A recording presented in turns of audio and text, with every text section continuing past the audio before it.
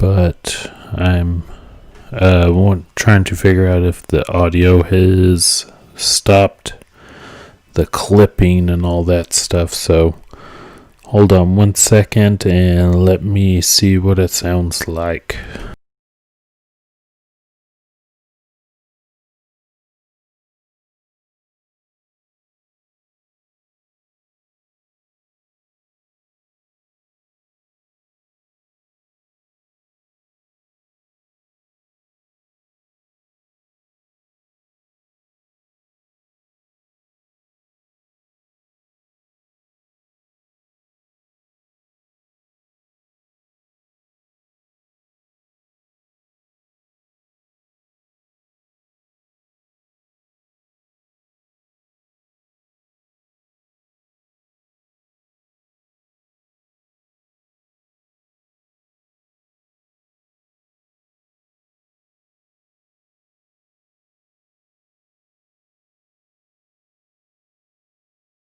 Okay, that sounded pretty good for some reason. I do not know why, but while it is sounding kind of good, let me turn that down just a second, and I think I'm being whistled at. Just give me a second and I will be right back and we will start the show.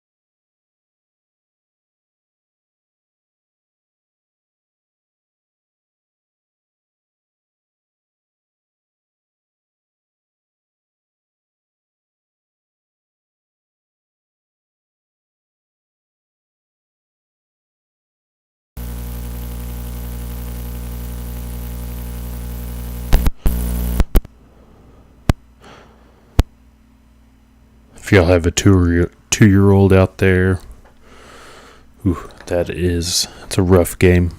Okay, I think this should be sounding pretty decent, so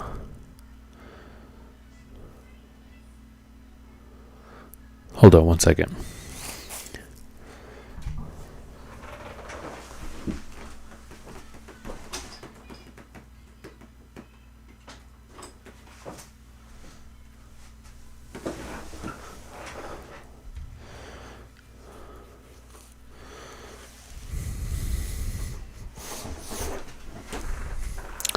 Alright, we can hopefully maybe start this show.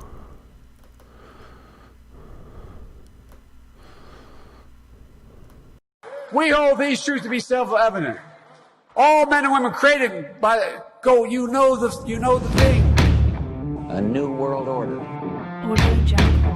Активные мероприятия.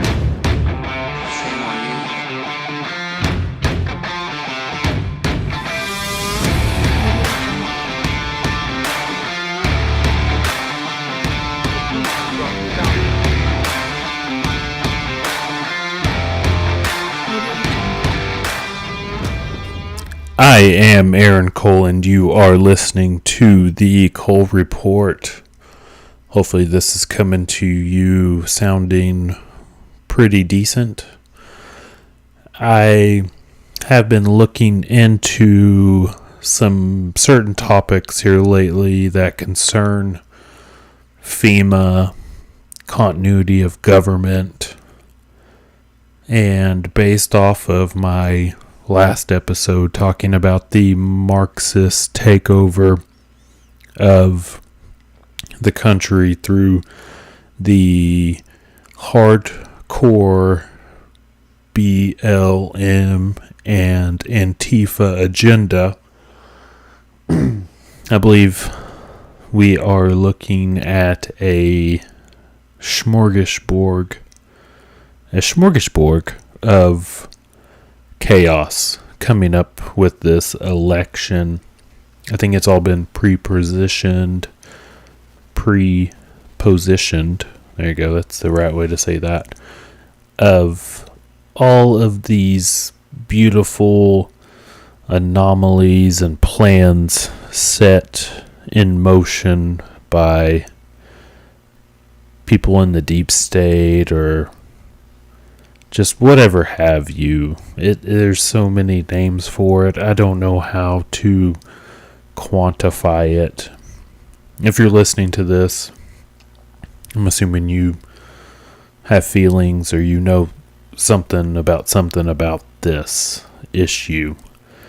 And what I was hoping to talk about today, hope this works out right now. But what I was wanting to talk about is FEMA and the continuity of government plans that have been put in place since certain administrations like Jimmy Carter to Bush Sr., Bill Clinton, Bush Jr., Obama, and then even up to our current president. Like I said, we can all have our feelings about Donald Trump. If you're listening to the show, you know I am not a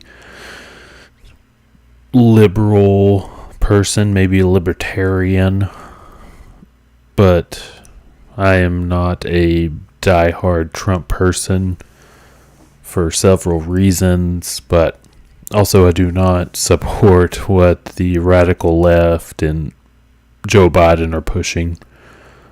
I just want somebody to do what's best for the country.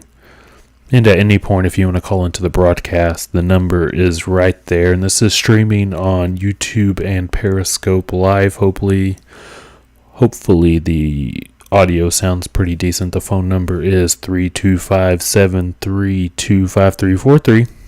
And that'll call you into the show. But with that said, it's already almost like 11 o'clock. I was trying to do this earlier, but I pulled some clips about FEMA. It's something we've all heard of, and we've seen them respond to things like hurricanes and just catastrophes of any sort and any kind of like small event or big event around the country. But I think they have been pre-positioned into a role slowly and methodically to kind of take over the country in case of a major emergency. And we're not sure quite what this major emergency is just yet. There's people like my good friend Shepard and Bellis who thinks that it is possibly asteroids or something like that. And I think that is a possibility the more I've looked into it, but I am not 100% sure what exactly is up with that, but it is a possibility. There's a lot of just stinky shit floating around with the asteroid game. But the thing I think is slightly more possible is that there is a plan to cause a civil war in the United States through putting up terrible candidates against a polarizing force like Donald Trump. And we are seeing this on display again right now as we are talking with Joe Biden and all that other just bullshit that we're seeing right now. So I guess it's probably best for me to kind of shut the fuck up now and let's talk about some clips here. I do believe one of the best ones to start with, and I hope I click on the right one because I've recorded these like almost over a week ago at this point, but my stream has been so shitty, and hopefully it sounds decent right now. I'm about to find out while I'm gonna play this first clip right here, but this is the kind of how FEMA has almost been in place for like 100 years, not 100 years. I always say that, like 70, 80 years, but it never really had a name.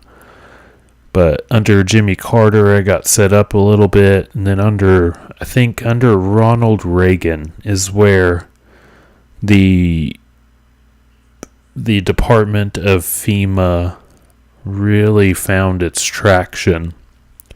So let me play this clip real quick, and I think it'll kind of give more credence to what I'm talking about.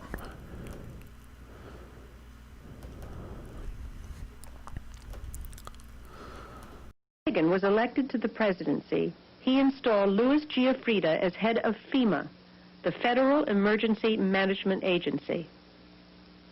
Giuffrida was an old cold warrior from Reagan's California days whose specialty was suppression of unrest and dissent. Giuffrida, North, and George Bush began to turn FEMA into an instrument of domestic anti-terrorism.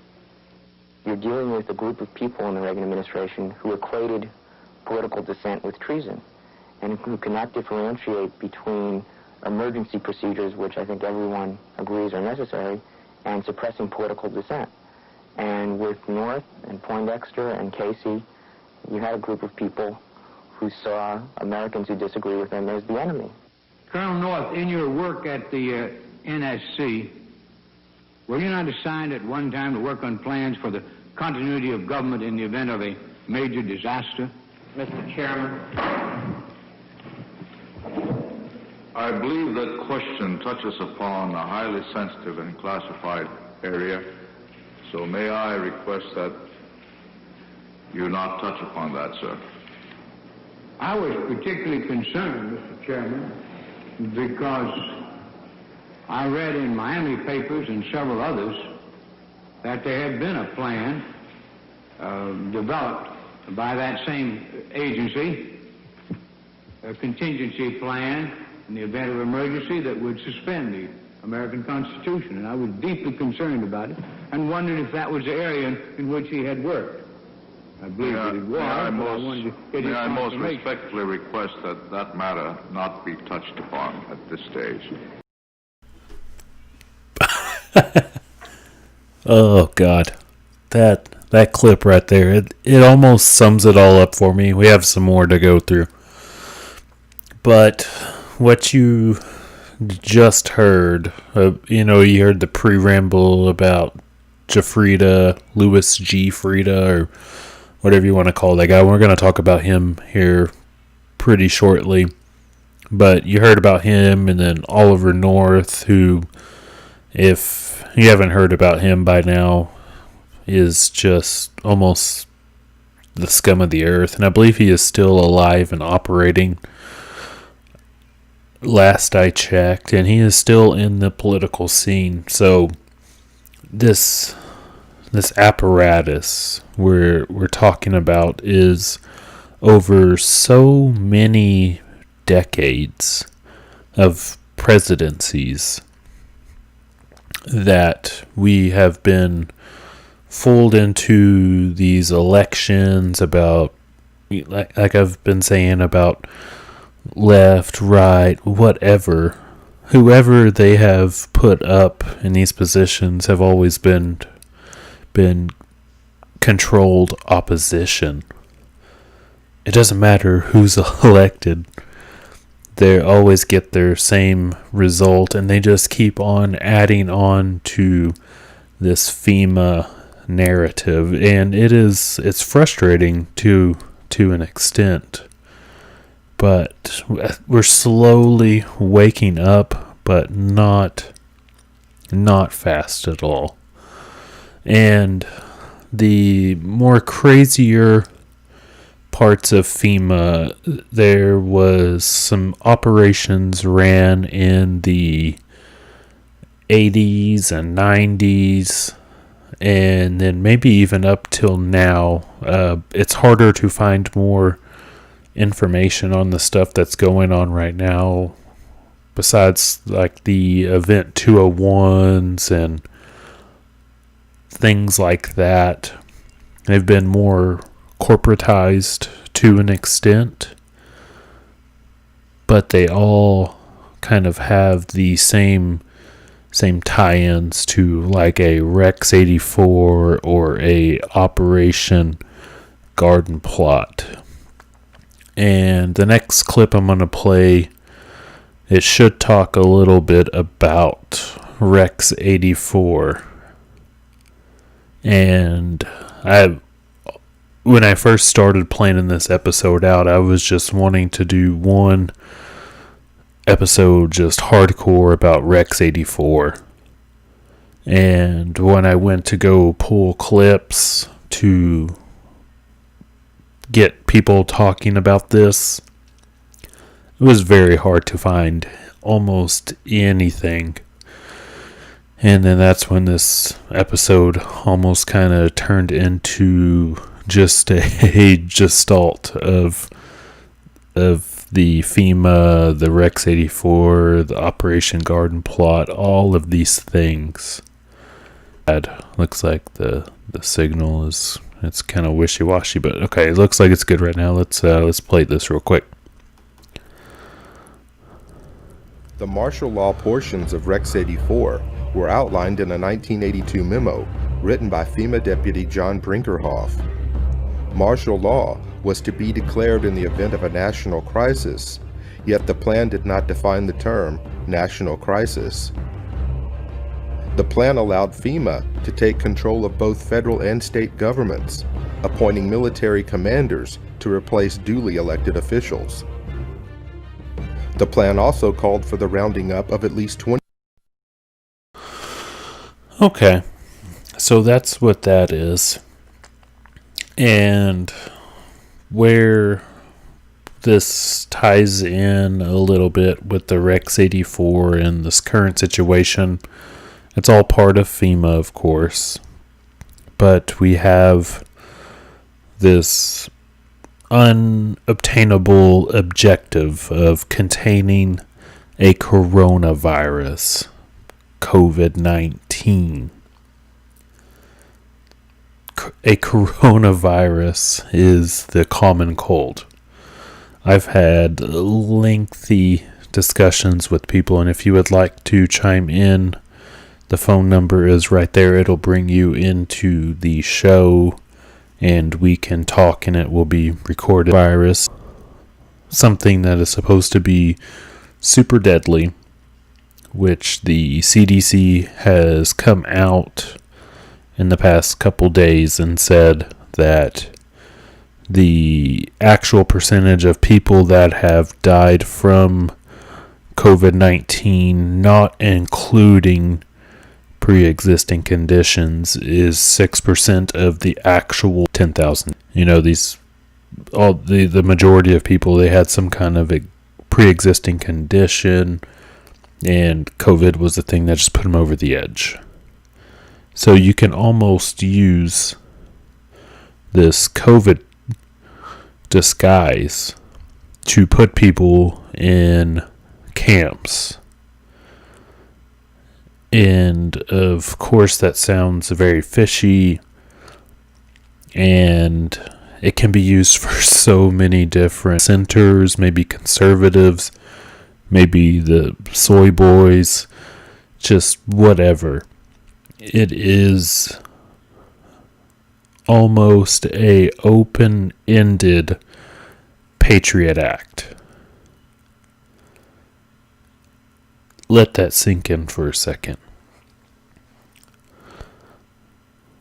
We have had a succession, doesn't matter, of presidents episode, but the same lineage and thought process, Democrat and Republican, they all have pushed the same agenda to bring us up to this point. And they have used FEMA and Rex 84 and Garden Plot, which we're going to talk about, I think, hopefully in a minute. I think I have some clips for it, to push this agenda of being able to detain people and leave the reasoning unknown. And if that doesn't make you a little, chilled or something like that, I don't know what to tell you. And these are all things that are not in the mainstream media, but these are things that are constantly being talked about behind closed doors. So that kind of makes me want to jump to a different clip, which is from I think it was from around the 9/11 years, so like the early 2000s. This is a congressperson from Oregon,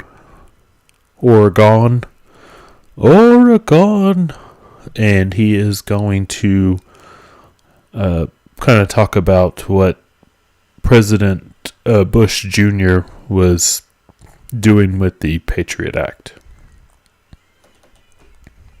Most Americans would agree that it would be prudent to have a plan to provide for the continuity of government and the rule of law in case of a devastating terrorist attack or natural disaster. A plan to provide for the cooperation, the coordination, and continued functioning of all three branches of the government. The Bush administration tells us they have such a plan. They tell us what they have. The United States House of Representatives access to their so-called detailed plan to provide for continuity of government. Thus, the people who brought us Katrina to be competent in face of a disaster trust us.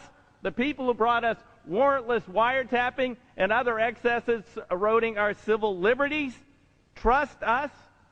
Maybe the plan just really doesn't exist, and that's why they won't show it to us. I don't know. Or maybe there's something there that's outrageous.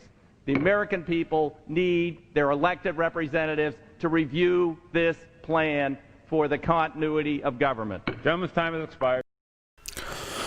And, Yeah, you heard it there. Continuity of government. When I first started plotting, saying that they needed to set up a level of continuity of government just for their state. It doesn't sound auspicious or provocative, but there has been a ramping up of the idea that government has to function outside of some catastrophe. I don't know what this catastrophe is. Outside forces, but there is the opportunity for a space-bound object. But the rule has just been beaten into everybody, and we have to think of what they're going to do with us once something happens. Shepard, he's a person I respect a whole bunch, and he puts out so many interesting things, and he somehow finds these people that see shit, and is so impressive. He had a caller on his show, which I hop on every once in a while, and they were saying that they were seeing these cages, and they had like urinals and stuff like that to like house people. And the best thing I can say is go to his website, intelhub.com, and go look at those pictures, because they are just mind-blowing. Sorry, I should have put my glasses on. My contacts are getting a little dry. It's getting a little late, but once you see these containers that look like I said, dog kennels, and you realize that they're too big for dogs and that they're for people, it makes you wonder, what are they setting up for us to go into? Are those for the good people, the bad people? What is the deal? Because it seems like what you would do with dissenters is that you would just hit them with a vaccine. You'd hit them with one of these kill death weapons. And why would you keep them alive unless you needed like almost maybe like a slave population? It's my plan is, but it seems like they do have power, especially through this coronavirus. Let's jump to kind of the 9/11 days real quick. And this regards Operation Garden Plot a little bit, and then we'll kind of wrap up these clips in the more modern time.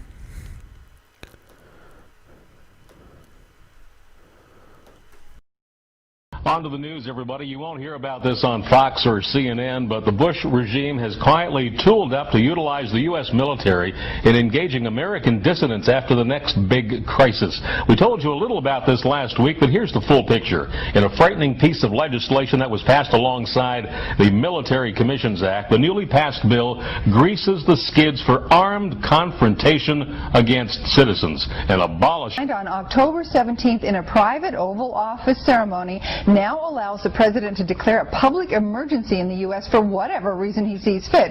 The bill also allows the president to station troops, including foreign troops, anywhere in America, and to take control of state-based National Guard units without the consent of the governor or local police authorities in order to, and this is a quote, include tax protesters, gun rights activists, militia groups, religious groups, anti-war protesters, homeschoolers, and various other general anti-government government dissenters. Morales said the authorities know full well that a widespread awakening is taking place, especially now that the truth about 9/11 and the reason for the Iraq War are unfolding. And he speculated that the trigger event for the push to use the U.S. military against American dissidents is right around the corner and could happen any time within the next year. We have a link on our breaking news page at OutThereTV.com to the government's Operation Garden Plot bill, which details what we've just talked about.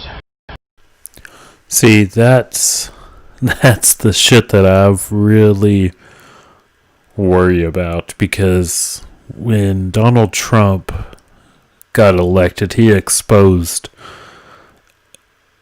didn't expose, I said that wrong. He made us expose ourselves, the people that had been on the fence or whatever have you.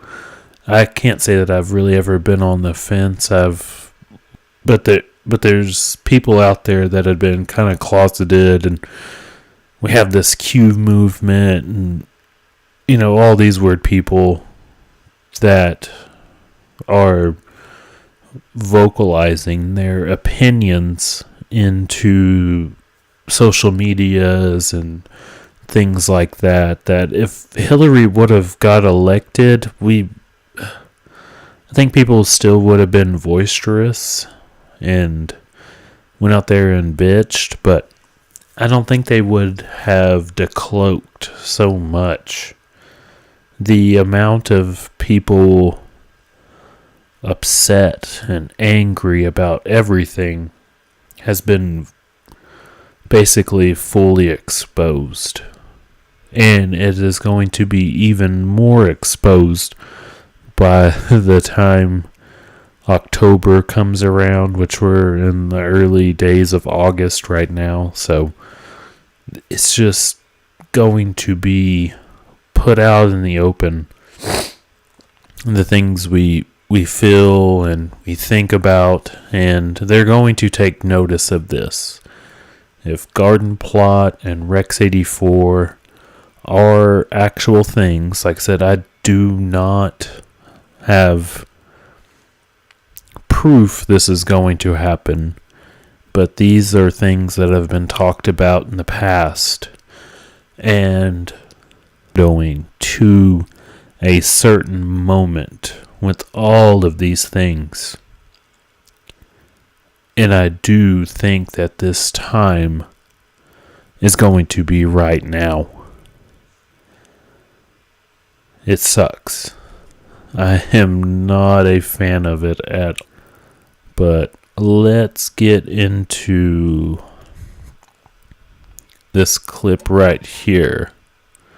This was from the early days of COVID. I can't remember this guy's name or his position in the administration of Trump, or just, the bureaucracy of the federal government. But this is another bureaucrat kind of spilling the beans, in my opinion. But if you're not looking for the language, you will miss it. So here's this clip real quick.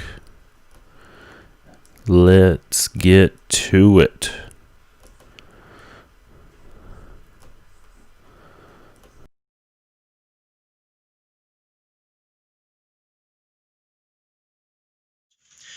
One of the things in terms of hospital capacity that's going to be really important is a really good learning from China that we got from the World Health Organization team that went there, is if we have communities where we have enough capacity where we can put people who are positive with COVID-19 and have them be exclusively reserved for incidents, they're all positive already.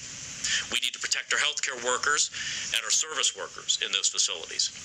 This gives us reduced burden on personal protective equipment, but it also can give us greater capacity as we put field medical shelters up, as we consolidate into single facilities, as we don't need individual rooms, negative airflow, isolation, etc. A vastly more efficient utilization of our healthcare system. This is all part of the planning work that we've done and are promulgating throughout our healthcare system. So that's our strategy. We're going to keep building that.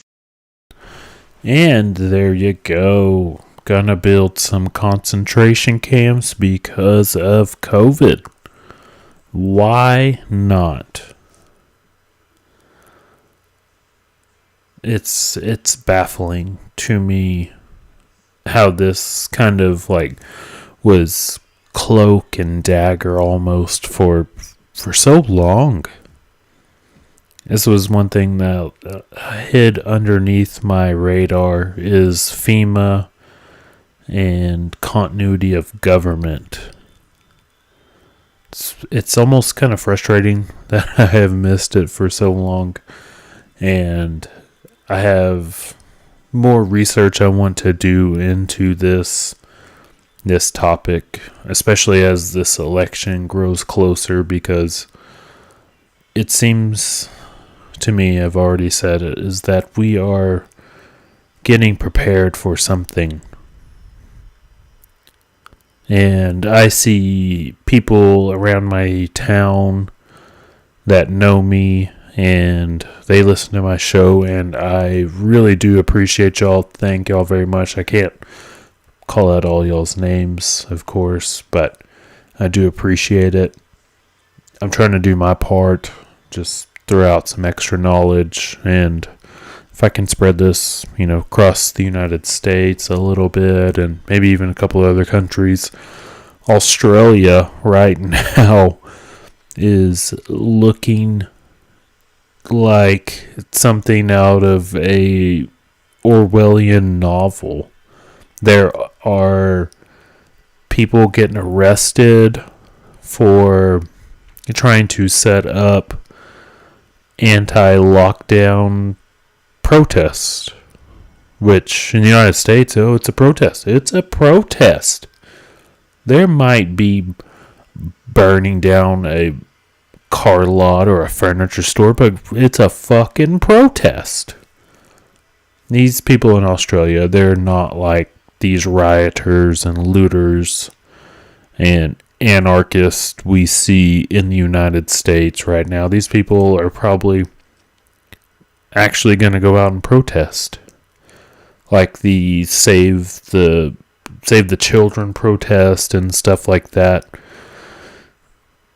And in Australia, these people are getting arrested for trying to set this shit up on places like Facebook. Thank you, Zuckerberg, you alien-looking fuckface. You are basically sending people to jail for trying to do what they think is positive, and it's not hurting anybody. Remember, it is not okay to go and get your hair cut, go watch a movie, go do anything that seems like it is nice and freedom-loving. But you can go down the corner and go set that fucking convenience store on fire. It is fine. You might get snatched up by some federal officers if you live in a place like Chicago, Portland, New York, Los Angeles, DC. You might get snatched up by a federal officer. But people are going to post bail from you, like Kamala Harris has set up fundraisers and whatever have you. That's fine. But what the real picture is that this is where it gets hard. I'm not sure. I don't think this will completely kick in if Trump is elected. It might be stalled. But if Biden and Kamala Harris are elected, we are going to see conservatives and we're going to see rational people get locked up. They'll be portrayed as white nationalists, white terrorists, whatever have you, whatever sounds good. We are in serious shit right now. And I might have just talked myself into voting for Trump right now. I don't know. I do believe when you talk to these I tried to have a conversation with some people on Twitter about the Electoral College, and of course, since Trump got elected in 16, there's people that started saying the Electoral College is white supremacist and it's bullshit and it's garbage and whatever have you. Never had a problem with it during however long it's been around. Definitely didn't have a fucking problem with it when Obama won twice. But all of a sudden now it's a problem. And then, I know I'm jumping around, but when Obama was talking, I think at John Lewis's funeral, he was saying that the filibuster was basically a white oppression tactic to stall bills or some bullshit. He used the filibuster when he was in the Senate. No, I'm going political, and I didn't mean to, but it's just the gaslighting. The gaslighting. That's going to be the problem for all of these things. They'll say, "Hey, you got COVID? Hey, dude, go to the COVID camp. They'll get you fixed up, and it's rent free. And hey, we'll stay and watch your family, or hey, your family can go with you. It's all good, bro. We got you." It sounds like a bunch of horseshit to me. Alright, I have got one more clip.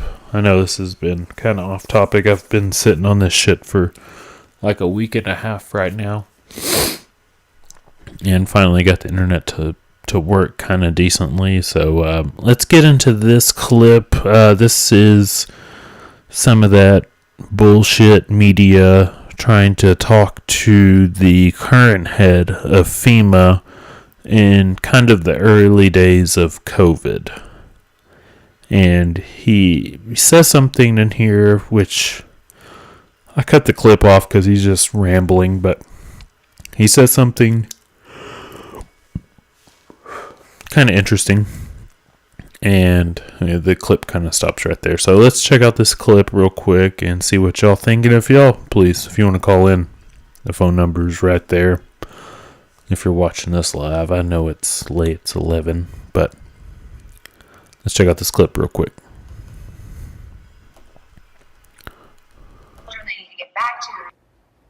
Boy, this comes as FEMA is taking charge of the federal response to the coronavirus.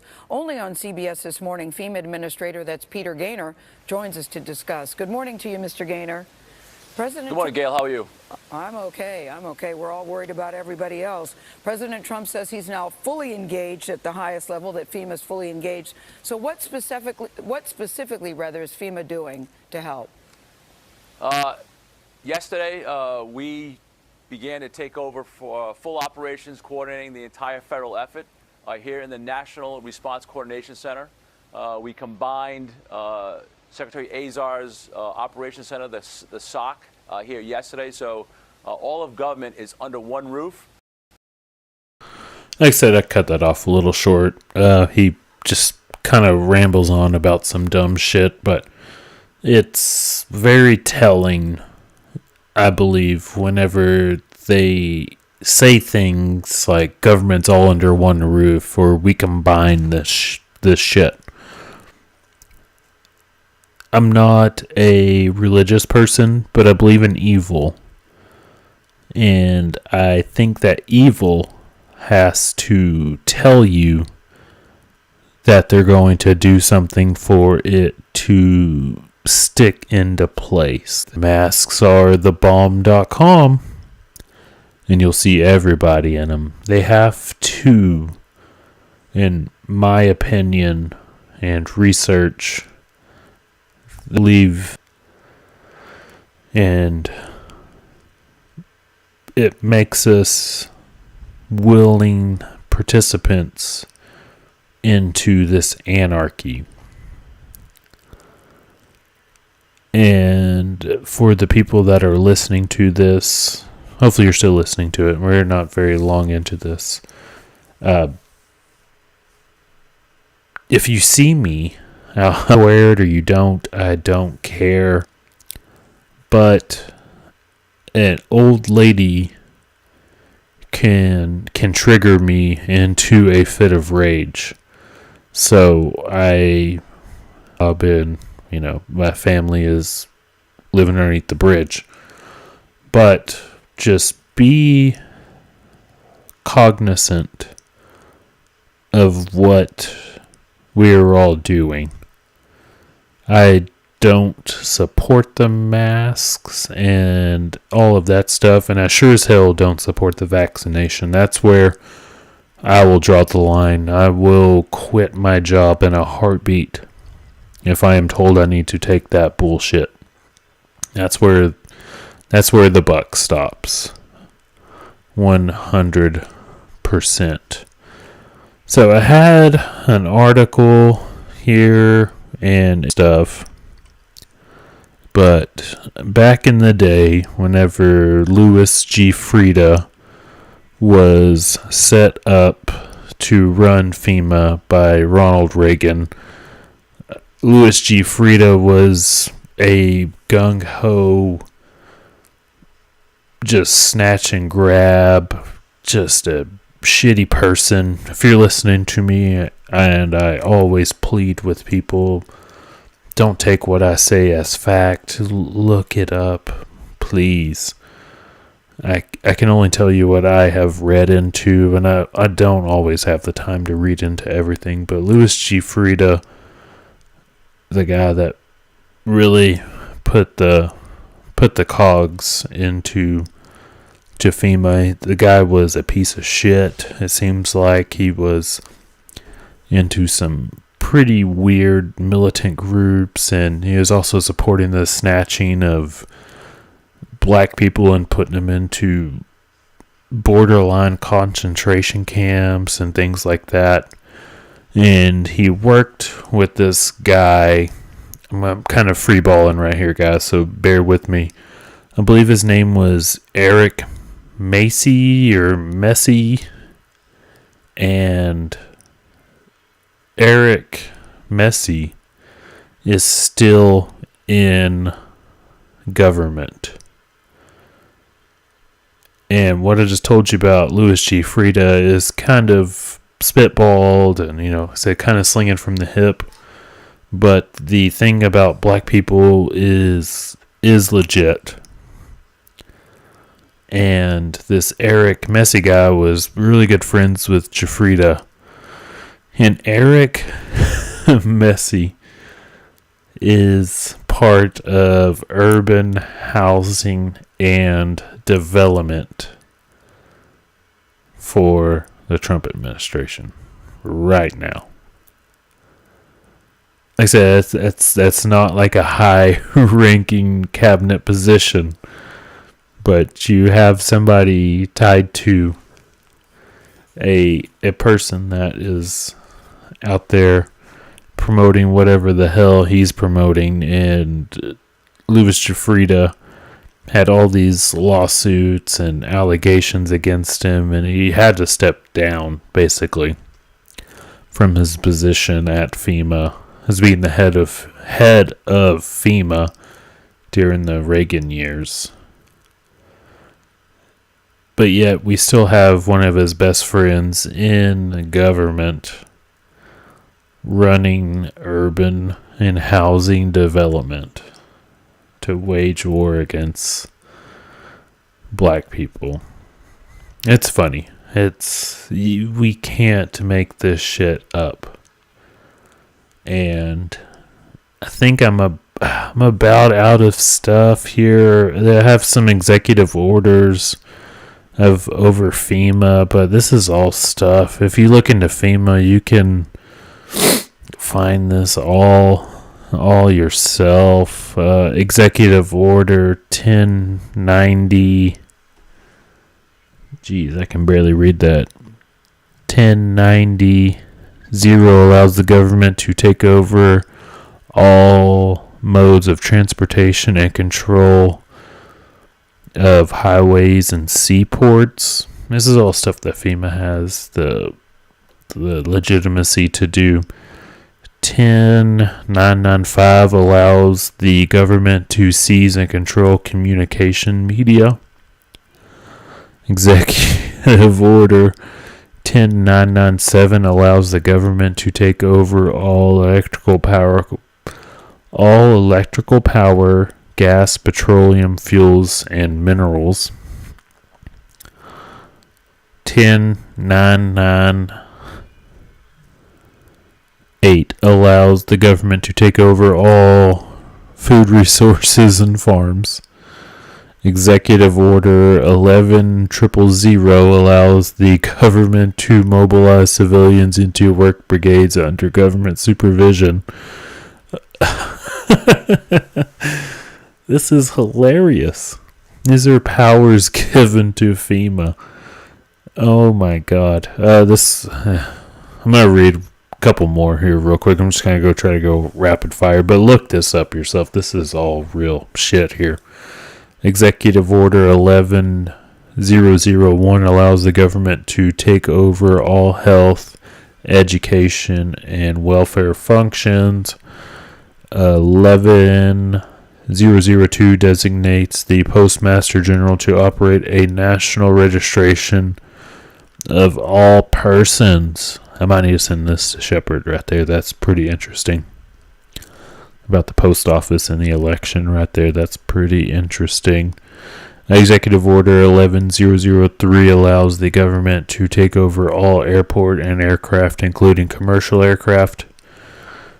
Executive Order 11004 allows the Housing and Financial Authority to relocate communities building new housing and public funds designate areas to be abandoned and establish new locations for populations. Is that something we're seeing right now with the riots and the looting of these major democratic cities? That is very possible. Executive Order 11005 allows the government to take over railroads, inland waterways, and public storage facilities. Executive Order 11051 specifies the responsibility of the Office of Emergency Planning and gives authorization to all executive orders into effect in times of increased international tensions and economic or financial crises. Wow. That is a very unspecific executive order. If the sky is purple and it's raining yellow unicorns while Slave is butt fucking Mr. Mackey, you can sell all the heroin you want. That's what that sounds like to me. Executive Order 11310 grants authority to the Department of Justice to enforce the plans to set in executive orders to institute industrial support to establish judicial and legislative, I don't know what that word is. I don't know all the words. To control all aliens? That says aliens. To incorporate penal and correctional institutions to advise and assist the president. Sounds like that's taking over of the prisons to use them as slave labor. Executive Order 11049. Assistance. What? Sorry, this is skitzing out real quick. Oh, okay, here we go. Assigns emergency preparedness functions to federal departments and agencies, consolidating 21 operative executive orders issued under a 15-year period. I think these get darker as we go along. Seems like it. Alright, last one. Executive Order 11921 allows the Federal Emergency Preparedness Agency to develop plans to establish control over the mechanisms of productions and distributions of energy sources, wages, salaries, credit, and flow the money in the U.S. financial institutions in any undefined national emergency. It also provides that when a state of emergency is declared by the president, Congress cannot review the action for 6 months. I got chills right now. They're multiplying, but I'm not losing control. What did we see with COVID?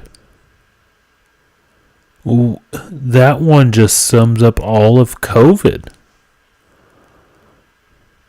Basically, right? The president declares a state of emergency. He didn't take over wages, well, kinda, and salaries and credit.